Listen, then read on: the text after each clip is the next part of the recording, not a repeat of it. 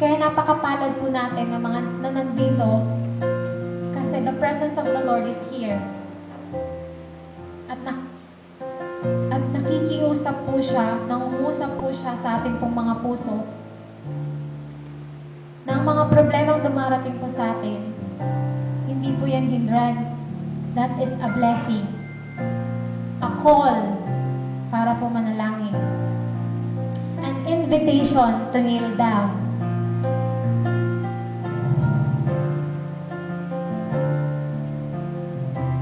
Kapatid, ulitin ko. Life is too short. And we have to save our life, our soul, para po pumunta po ng langit. And we are responsible sa mga people na nasa paligid po natin. Share the gospel.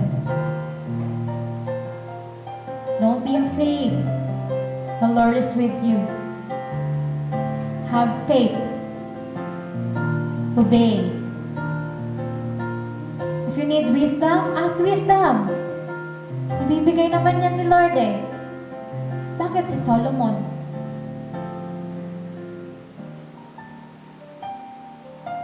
Basta ang intention po natin is to glorify God. Ibibigay po yan ni Lord. Let us close our eyes and pray. Yes, Lord God, we thank you for this time and for this opportunity na ibinigay niyo po sa amin. Lord, nagpapasalamat po kami for a reminder in our life na though napakaiksi, Panginoon, kailangan po namin gamitin ng tama. Kailangan po namin gamitin para sa iyo. Kasi Lord, ikaw ang nagpahiram sa amin ito. Wala po kaming may pagmamalaki, Lord God. Walang-wala. This is all yours. At tulungan mo po kami, Lord, para po gamitin ang mga ito to glorify your name. Lord, alam po namin that nothing is impossible with you. Help us, Lord God. Problems are blessing. Bigyan mo po kami ng pag-iisip, Lord God, to make the right decision. This life, Lord God, no rewind, no for second chance. Panginoon, nagpapasalamat po kami sa mga buhay na ito na pinagkaloob mo po sa amin para po bigyan ka ng kaluwalhatian. Bless, Lord God, our family, our friends, na sana, Lord God, malaman po nila ang kahalagahan po ng buhay at ang goal po ng buhay namin. And through this, Panginoon, maging prosperous nawa kami sa aming pong lalakaran. Bless us, Lord God, and continue to bless us.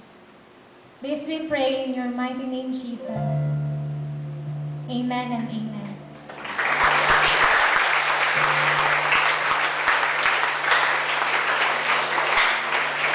God be the glory po.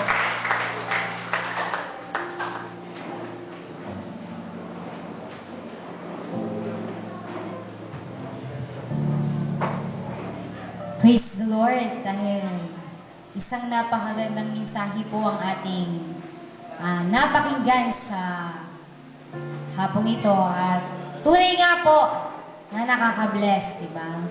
Na-bless po ba kayo?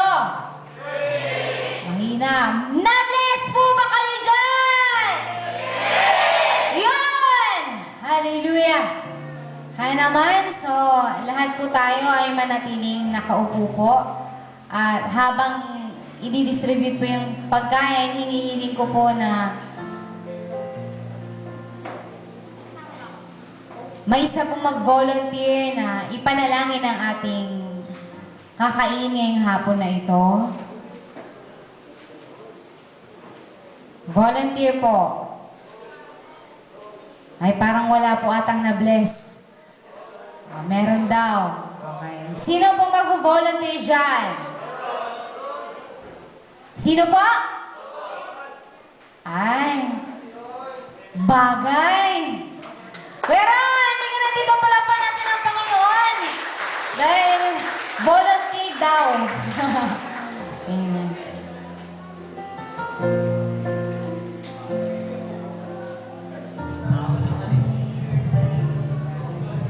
Talagang ibinagay niya sa akin.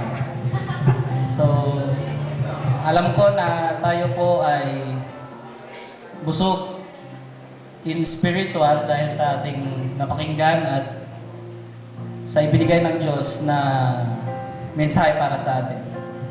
At hindi ko na po patatagalin. Tayo po yumuko at manalangin.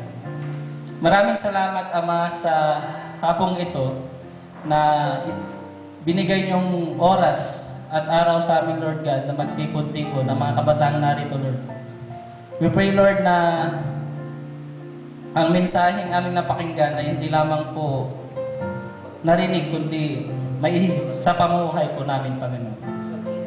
So, Lord, aming din pong ipinapanalangin ang mga biyaya ang aming tatanggapin ngayong hapon na ito, Panginoon, na inyo po itong bendisyonan at pagpalain. At wala na po kaming ibang hihilingin, Lord God. Ang nais lang po namin, Panginoon, is to glorify your name, Lord God, hanggang sa kayo po ay dumating, Lord God. Bless us, Lord God. In Jesus' name we pray. Amen.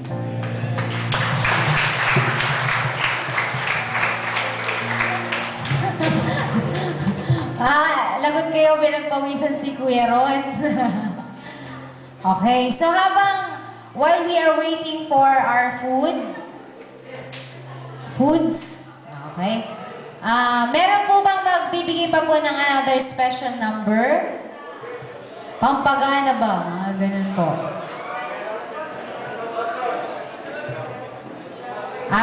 Sandali lang po meron pong announcement po na bumuwala sa ating kapatid ngayong hapon.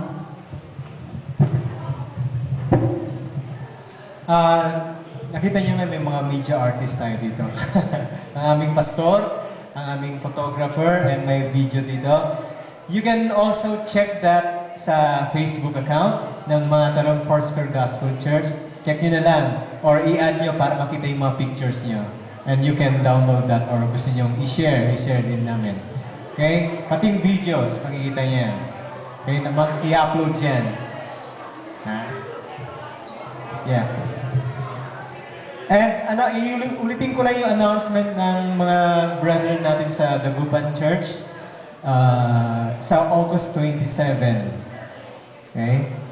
Sa New Life. Yeah, New Life. August 27, that's holiday. Monday yun, holiday yun. So punta tayo doon, ha? Siyempre, kailangan mag-isa na tayo. Sabi nga tayo doon, unite to ignite. Mag-unite tayo para tawag doon, maglagablab. Mas marami. ang ating pag-ipag-isa. And also, the next fellowship will be on September 22. That's Saturday. The venue, hindi pa sure, pero it will be proposed sa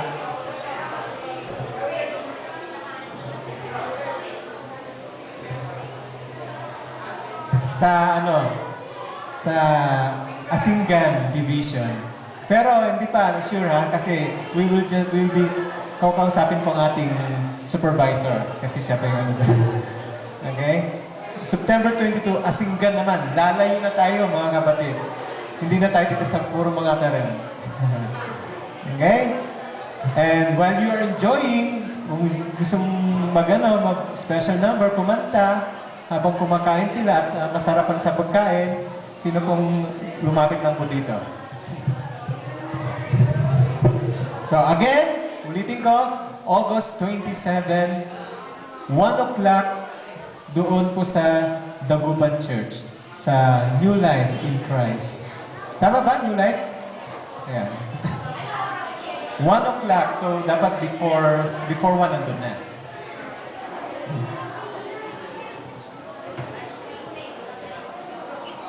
At kung kung medyo gutom pa kayo, meron na kaming mall dito. Meron na. May mang-inasal. Burgers, oh. Sa mga mga kapatiran natin. Okay. God bless.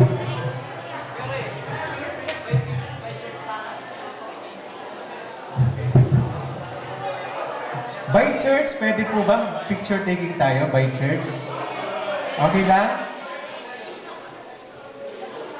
Okay lang? Kahit dali niyo yung pagkain niyo dito at picturean.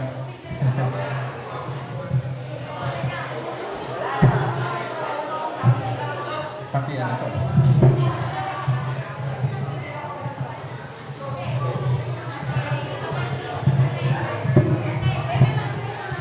Okay, mag-special number muna.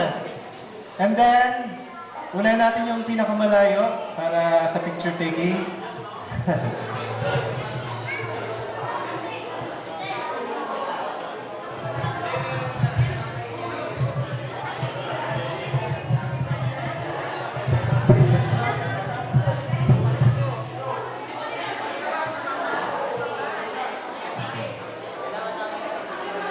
So thank you sa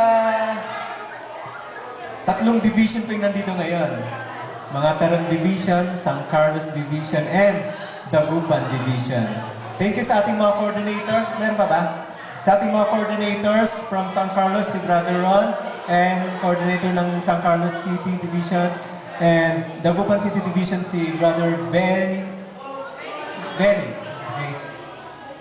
Okay. And ako po yung coordinator sa mga Taron. Kaya nagsama po yung tatlong division.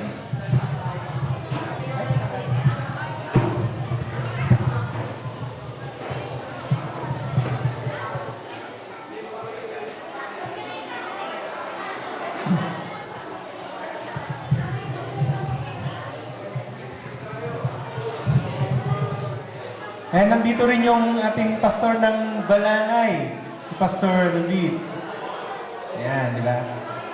Ayan, talagang supported palagi yan, ang Balangay Church ng kanilang pastor lagi kasama.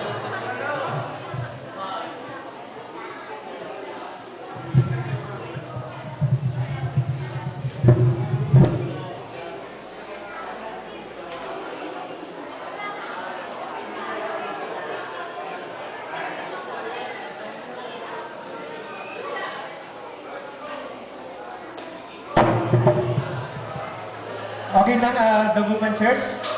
Pwede? Picture? Unahin na namin kayo, kayo yung pinaka-ano eh. Then, ipopost po namin yan sa Facebook account ng mga Taron Foursquare Church.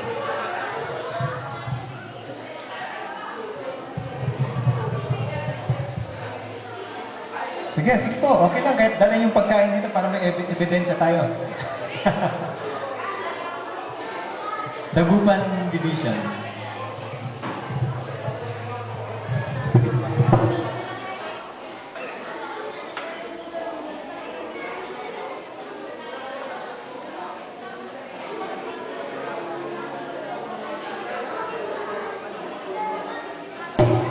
Okay na. Kahit saan ako pumasto, pwede kayo pumasto dun sa cruise. Ano? Kayo po, kayo na pong mag-decide ng position nyo. Ayan. Sa taas. Ayan. Ano pa, meron ba dito sa third level? Ayan.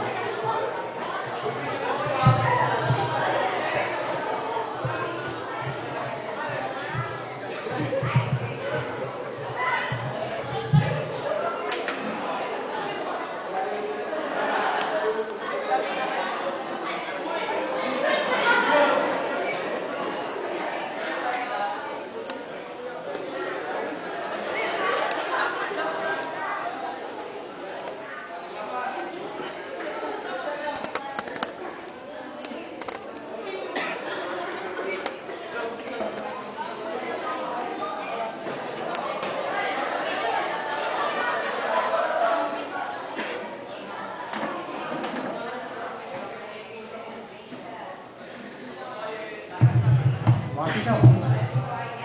Hindi pang wagi na yun. Okay lang.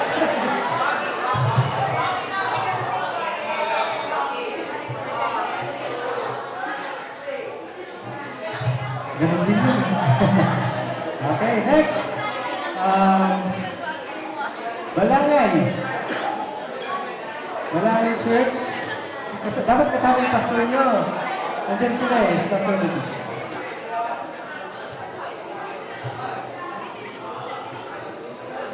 Ay, hindi. Division ba yun? Division na lang. San Carlos Division. Kunti lang naman sila eh.